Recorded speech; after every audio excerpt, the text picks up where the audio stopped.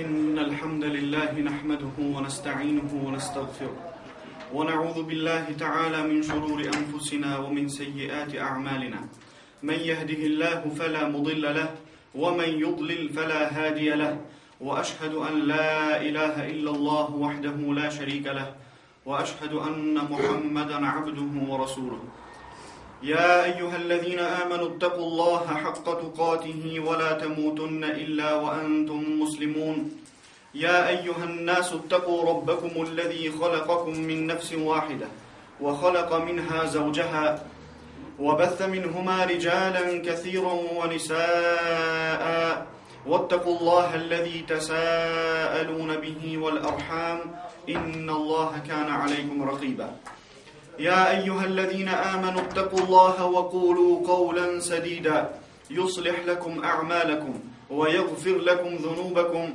ومن يطع الله ورسوله فقد فاز فوزا عظيما أما بعد فإن أصدق الحديث كتاب الله وخير الهدي هدي محمد صلى الله عليه وسلم وشر الأمور محدثاتها وكل محدثة بدعة وكل بدعة ضلالة وكل ضلالة في النار وبعد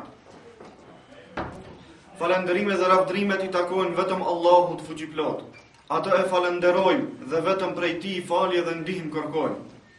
Ndërsa salavatet më të përzemërta i dërgojmë njeriut më me vlerë në historinë njerëzore, vulës së pejgamberisë, krijesës më të dashur të Allahu subhanahu wa ta'ala, Muhammedit sallallahu alaihi wasallam, i cili nuk kurseu asgjë që sot feja jon të jetë feja islame.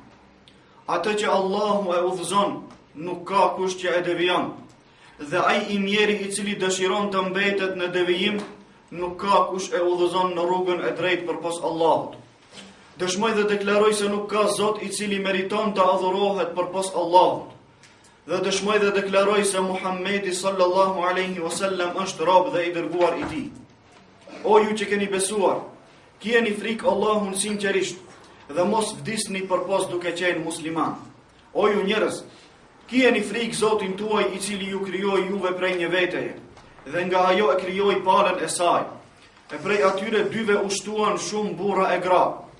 Kjeni frikë Allahun me emrin e të cilit përbetoheni, dhe ruajeni farefisin se Allahu është mbikëqyrësi juaj. O ju që keni besuar, kjeni frikë Allahun dhe thuani fjalë të drejta. Ai ju mundëson juve të bëni vepra të mira, u ashlyjen juve mëkatet tuaja. E kush e respekton Allahun dhe të dërguarin e tij, ai ka arritur një fitore të madhe. Fjala më e drejtë është fjala e Allahut, ndërsa udhëzimi më i mirë është udhëzimi i Muhammedit sallallahu alaihi wasallam. Punët më të këqija janë bidatet. Çdo bidat është humbje, ndërsa çdo humbje shpije në zjarr.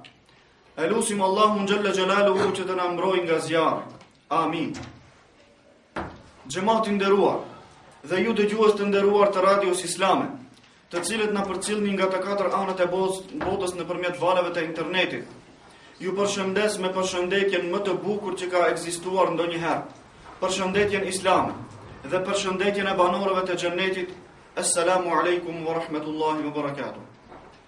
Paqja, mëshira, shpëtimi, mirësitë dhe begatitë e Allahut qofshin me ju.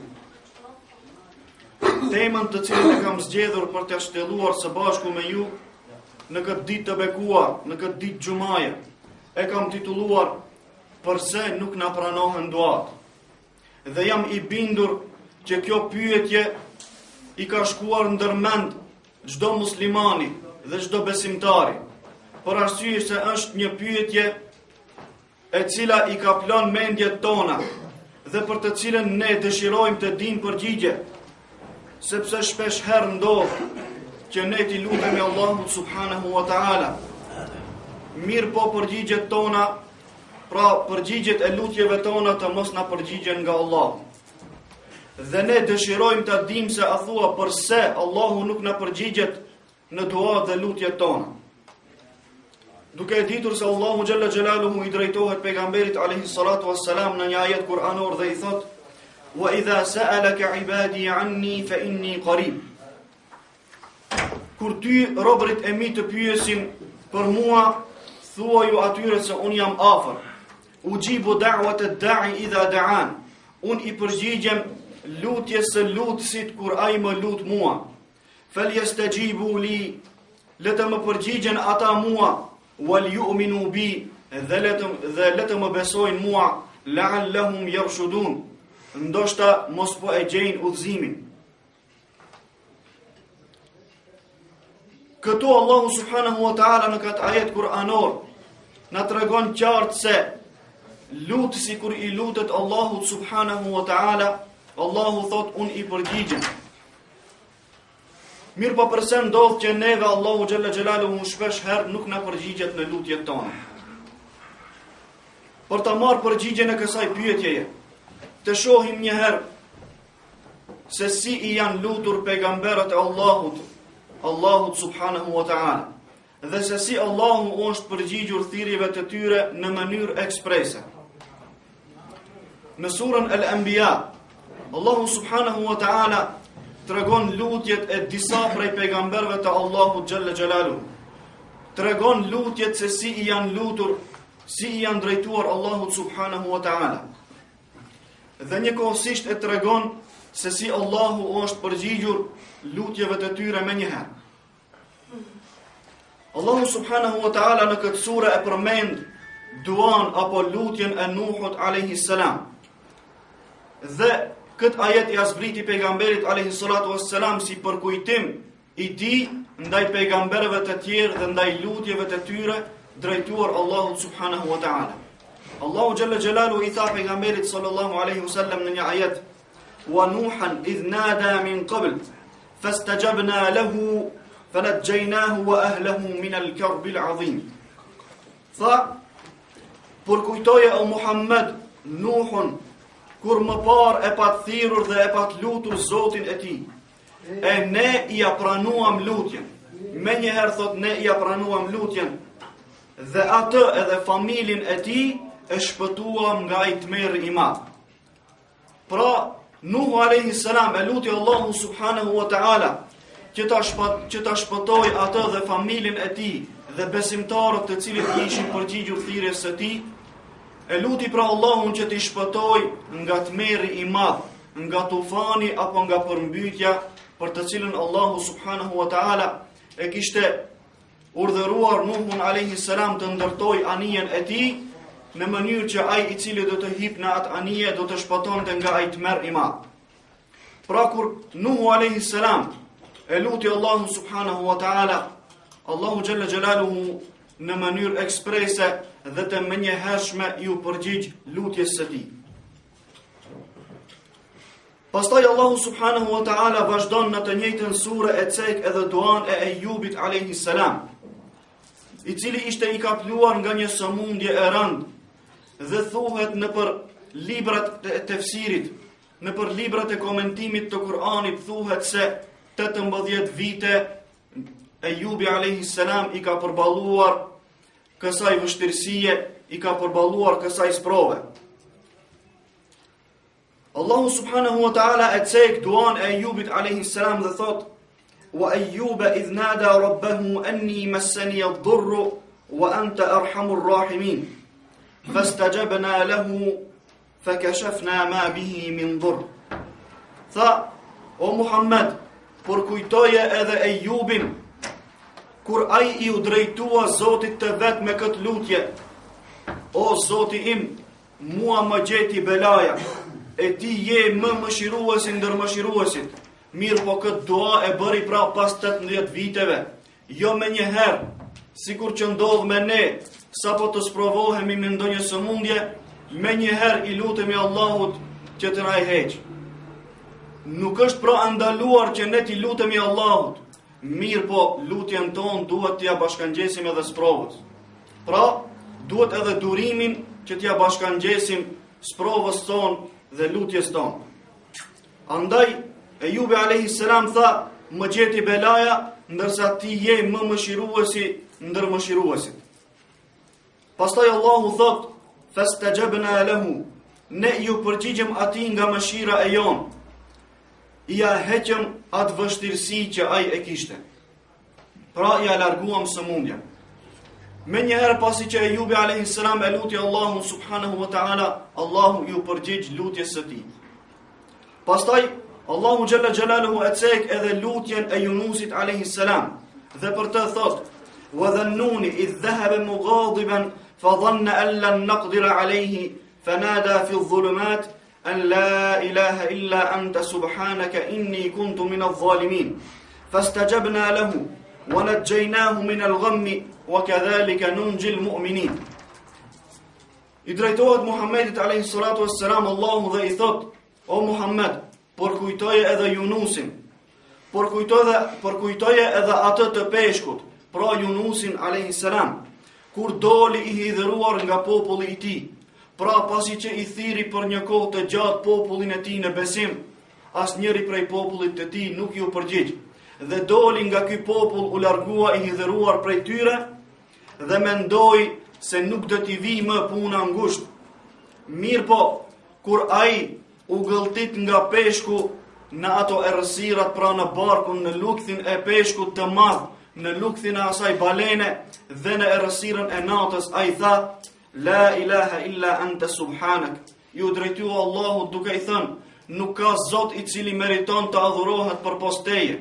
Subhanak, ti je i pastër dhe ti je i patëmeta.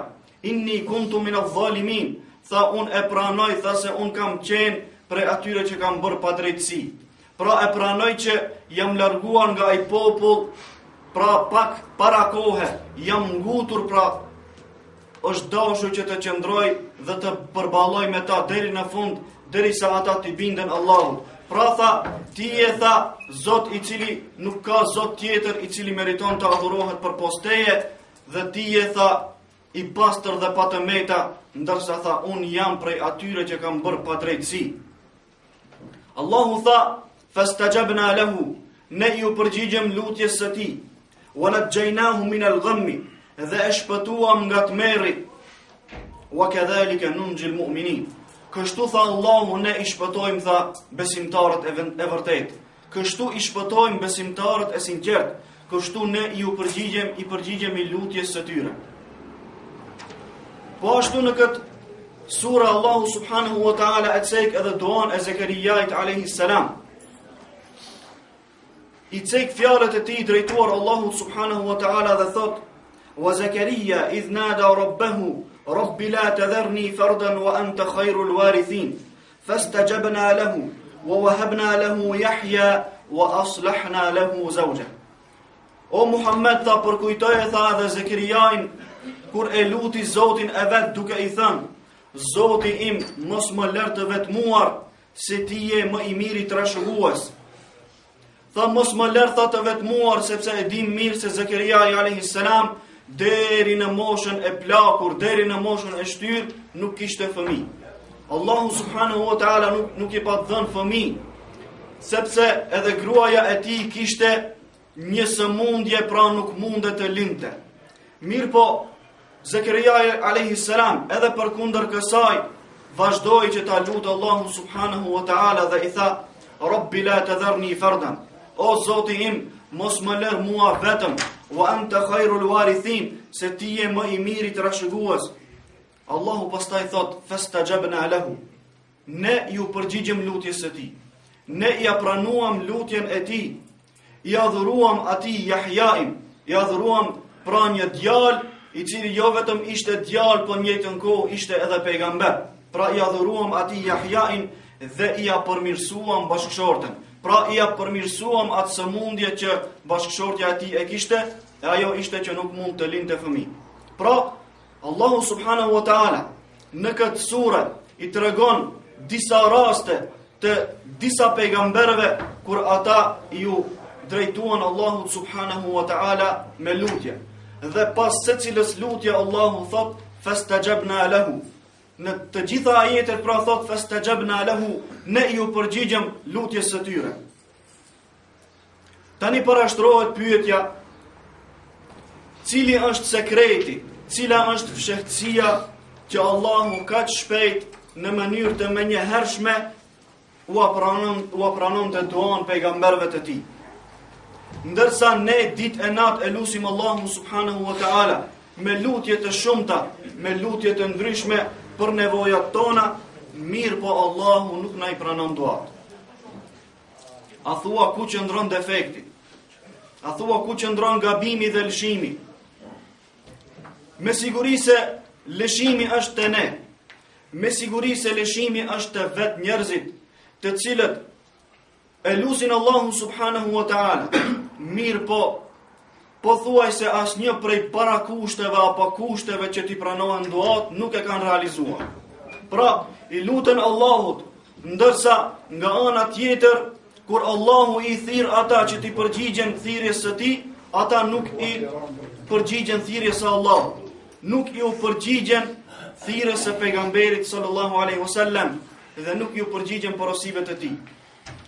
Pra, nëse një musliman i cili i ka thënë vetes musliman, nuk i përgjigjet urdhrave të Allahut, nuk e ndalon veten nga haramet të cilat Allahu i ka bërë haram, dhe nuk i zbaton porositë e pejgamberit alayhi salatu wassalam, nuk ecë në për rrugën të cilën ai e trasoi, si ka mundësi që pastaj të thotë, unë e luta Allahun dhe Allahu nuk po i përgjigjet lutjes sime.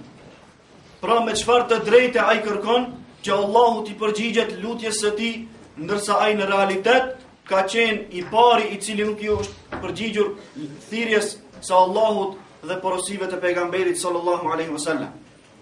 Andaj Allahu në vazhdim në këtë sure pra tregon shkakun dhe sekretin se pse ai i është përgjigjur lutjes së pejgamberëve, duke thënë innahum kanu yusari'una fil khairat.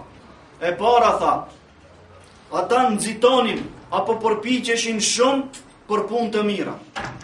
Pra, cilësia e pejgamberëve ka qenë që ata të nxitojnë dhe të shpejtojnë dhe të përpiqen shumë që të bëjnë vepra të mira. Kjo është një prej cilësive të cilët ne duhet ta posedojmë që të shpresojmë se Allahu mund të na pranojë lutjen. Pra duhet ta kemi këtë cilësi të cilën e kanë pasur pejgamberët, pra shpejtonin, nxitonin që të bëjnë punë të mira. Wa yad'unana raghaban wa rahaba. Cilësia tjetër është thot Allahu se ata na luteshin neve duke shpresuar dhe duke u friksuar. Çka shpresonin dhe prej çka i friksoheshin pejgamberët e Allahut? Pejgamberët e Allahut e lutnin Allahun dhe njëkohësisht shpresonin që ta fitojnë xhenetin Allahut subhanahu wa ta'ala, por në të njëjtën kohë edhe friksoheshin prej xhenemit dhe dënimit të Allahut subhanahu wa ta'ala. Pra edhe pejgamberët e Allahut janë friksuar dënimit të xhenemit dhe e kanë shpresuar xhenetin, edhe pse ata e kanë ditur që Allahu subhanahu wa ta'ala u ka garantuar atyre xhenetin dhe u ka garantuar që nuk do të jenë banor të xhenemit. Mirë po, megjithatë, nga bindja e tyre e madhe, nga bindja e tyre e plot dhe nga besimi i fuqishëm në Allahu subhanahu wa ta'ala dhe mbështetja e madhe që e kishin në të, ata megjithatë janë lutur Allahu subhanahu wa ta'ala duke shpresuar ta fitojnë xhenetin dhe duke u friksuar nga xhenemi. A thua sa prej nesh e plotësojmë këtë kriter? Sa prej nesh e plotësojmë këtë kusht? Ne i falim disa namaze dhe asnjëherë nuk na shkon mendja që ta lutim Allahun, o Allah, ma prano këtë namaz. Kush na ka garantuar neve se Allahu xhelle xhelaluhu na pranon namazin ton apo ibadetet tona të tjera? Nuk kemi asnjë farë garance. Dhe kur e lusim Allahun, presim që me njëherë të na i pranoj duat. Nuk ka kështu pra, nuk shkon kjo punë kështu si mendon dikush. Për arsye se duhet t'i plotësojmë kushtet paraprake që pastaj të kemi mundësi të kërkojmë lutjen nga Allahu subhanahu wa ta'ala që të na pranohet. Wa kanu lana khashi'in. Cilësia e tretë e pejgamberëve, për shkak të cilës Allahu a pranon të atyre duat është, thot Allahu subhanahu wa ta'ala, ata ishin të përullur dhe ishin respektues ndaj nesh. Ata ishin të përullur ndaj urdhrave të Allahut subhanahu wa ta'ala. Çdo urdhër të Allahut e çonin në vend me përpikri. Çdo ndalesë të Allahut ndaloheshin nga ato dhe largoheshin sa më tepër të kenë mundësi. Pra, sa ne jemi që i përgjigjemi thirrjes së Allahut, që të kërkojmë prej Allahut subhanahu wa taala që ai të na i pranojë duat. Allahu xhalla xjalaluhu në një ajet kuranor thot: "Ya ayyuhalladhina amanu stajibu lillahi wa lirrasuli idha da'akum lima yuhyikum." O ju që keni besuar, përgjigjuni thirrjes së Allahut dhe thirrjes së të dërguarit të tij për atë që ju jep jetë, pra për në fenë e drejtë. Përgjigjuni kur Allahu ju fton për diçka, dhe përgjigjuni kur pejgamberi alayhi salatu wassalam ju fton për diçka. Sa prej nesh e kemi realizuar këtë përgjigje? Sa është ajo sasia e përgjigjes son ndaj Allahut subhanahu wa taala dhe ndaj urdhrave të pejgamberit dhe porosive të tij? Pra, sa ne e kemi realizuar këtë kusht, e që pastaj të themi se ne i lutemi Allahut mirë, po ai nuk na i pranon dua. Pra ne nuk e kemi përgatitur veten përpara se t'i lutemi Allahut. Pra lutja i sheh edhe disa parakushte, edhe disa kushte e që i cekëm pra në ajetin e lartë cituar. Wa'lamu anna Allaha yahulu bayna al-mar'i wa qalbihi. Allahu thot, dijeni se Allahu është ai i cili hyn ndërmjet njeriu dhe zemrës së tij. Pra dituria e Allahut është ndërmjet njeriu dhe zemrës së tij. Allahu e din se çka na fshehim në zemrat tona. Andaj edhe na e pranon apo nuk na e pranon duan. Pra nëse ne e fshehim mbështetjen e plot në Allahun subhanahu wa taala dhe i plotësojmë të gjitha parakushtet, Allahu na e pranon duan.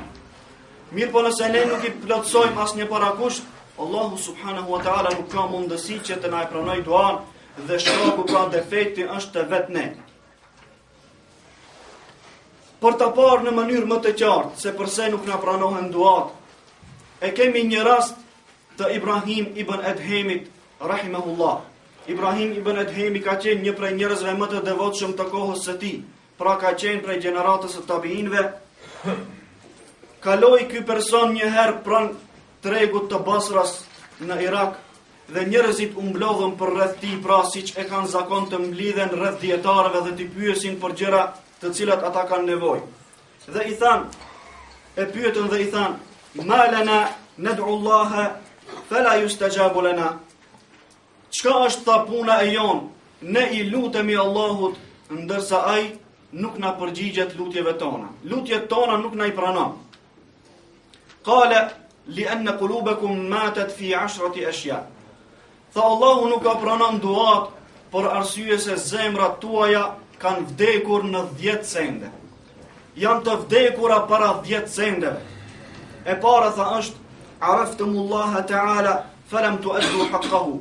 Ju e keni njohur Allahun, e dini se Allahu është Zoti juaj, falam tu'addu haqqahu, mirë po nuk ja keni dhënë hakun adhurimit ndaj tij. E dyta është: "Zamtum annakum tuhibbuna rasulahu sallallahu alaihi wasallam wa taraktum sunnatahu."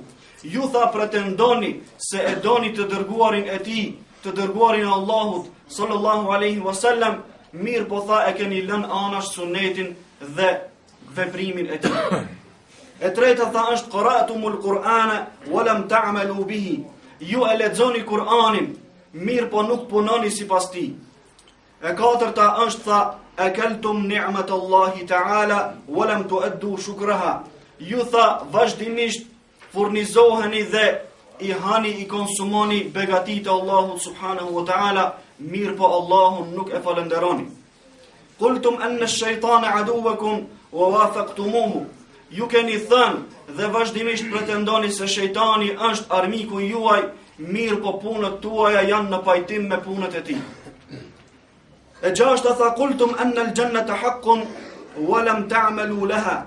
Ju tha keni thënë se xheneti është hak, xheneti është realitet, mirë po nuk keni punu për të arritur atë. E shtata është: "Qultum anna an-nara haqq wa lam tahrubu minha." Tha ju pretendoni dhe thoni se xhenemi apo zjarri është hak, është realitet, mirë po nuk e bëni veten që të ikni prej saj. E teta është: "Qultum anna al-mauta haqq wa lam tasta'iddu lahu." That dhe pretenduat se vdekja është hak, vdekja është realitet dhe nuk përgatiteni për të. E nënta është idhan tabahtum min an-nawmi ishtaghaltum bi uyubin nas wa nasitum uyubakum. Tha ju sapo të zgjoheni nga gjumi, tha merreni me angazhoni vetveten tuaj me të metat e njerëzve të tjerë, ndërsa të metat tuaja i harroni.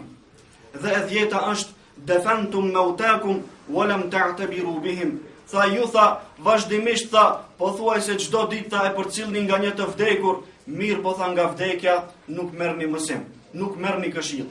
Këto pra janë disa prej shkaqeve dhe disa prej kushteve që ne duhet t'i plotësojmë që Allahu subhanahu wa ta'ala të na i pranoj dua. Mirë po duhet ta dimë se edhe nëse Allahu ndodh që nuk na e pranojnë ndonjë dua, ndoshta ajo është për të mirën tonë, sepse atë dua Allahu xhallal xhelaluhu na e ruan që të na e pranojë në ditën e gjykimit, dhe padyshim në ditën e gjykimit do të kemi më tepër nevojë që ajo dua të na pranohet sesa të na pranohet në këtë dynja. أقول قولي هذا وأستغفر الله العلي العظيم لي ولكم وآخر دعوانا أن الحمد لله رب العالمين.